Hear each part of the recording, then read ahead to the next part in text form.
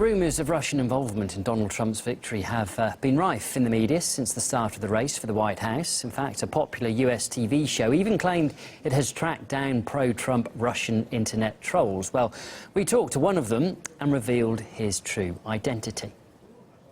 So many times we've heard from across the Atlantic that Putin is meddling with the U.S. election, but so far we haven't really received any proof. Well, I can tell you that a host of a popular U.S. comedy show, Samantha Bee, said recently in one of her shows that she finally found that proof. Let's look at a segment of that program. The Russian government has multiple office buildings full of trolls, disseminating pro-Russian points of view in comment sections all over the internet. Russians are trying to interfere with this election. Russia uses disinformation and propaganda. And this comes from the highest levels of the Kremlin. So I traveled all the way to Moscow, went through back channels, and actually sat down with two paid trolls who had to hide their identities. But the premise of the show is supposedly comedy, first and foremost, right? Well, yes, first of all, I guess it's a comedy show. Definitely that is the format, but certainly with a political twist. I mean, Samantha Bee has just recently interviewed the U.S. President Barack Obama, and just look at how this segment on Russian trolls is called on YouTube. Trump says Russia isn't influencing our election, and so do these Russian trolls who are being paid to influence our election. And this clip has already been watched by almost 500,000 people. I can tell you that some U.S. media outlets have already republished the story, really putting it forward as real news. Well, of course, getting a real interview with the Putin army of trolls. That sounds like quite a scoop. So let's watch the fragment of that interview. All right.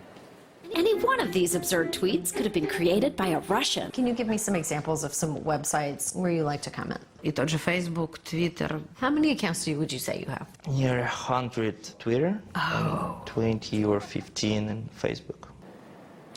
How did Samantha Bee confirm that those people were who they said to be? Well, you know, she could have done a better job with that. Now, here's why. This is me talking to the same guy. We actually found him, and guess what he told me?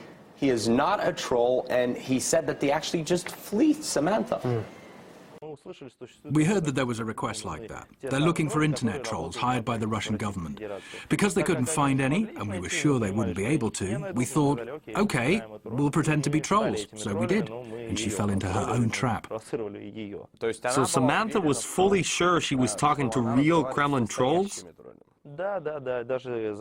Yeah, and off camera, she and her whole team were so curious. They genuinely wondered, who's paying, how's the job done, and so on. I still think they don't have a clue we were playing with them. So why did the guys actually do this?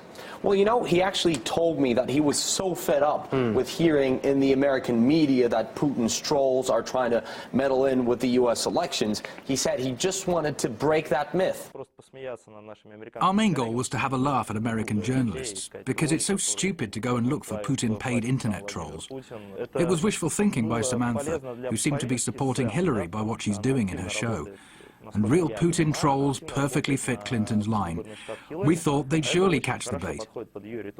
And the way they checked us was a simple task to troll her Twitter a little, which anyone can do nowadays.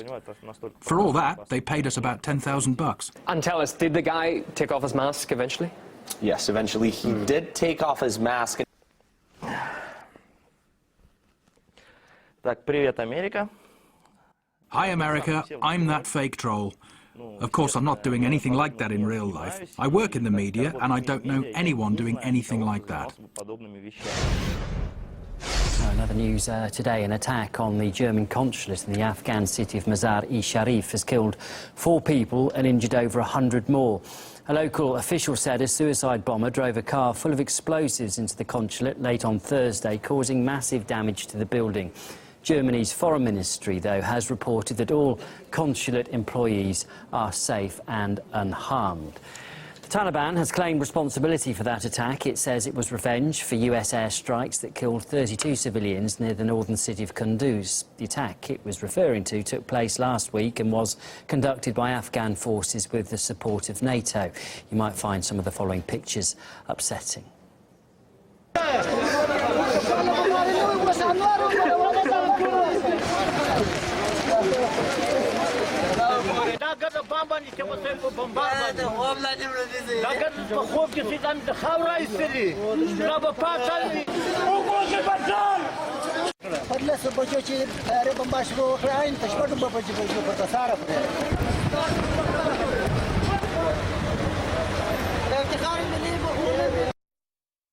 You're watching RT International. More news in about half an hour's time. Next, though, we've got boom bust. That explains why stocks are doing well, so well after the US presidential election, and also why pollsters didn't see a Trump victory coming. That's in a couple of minutes.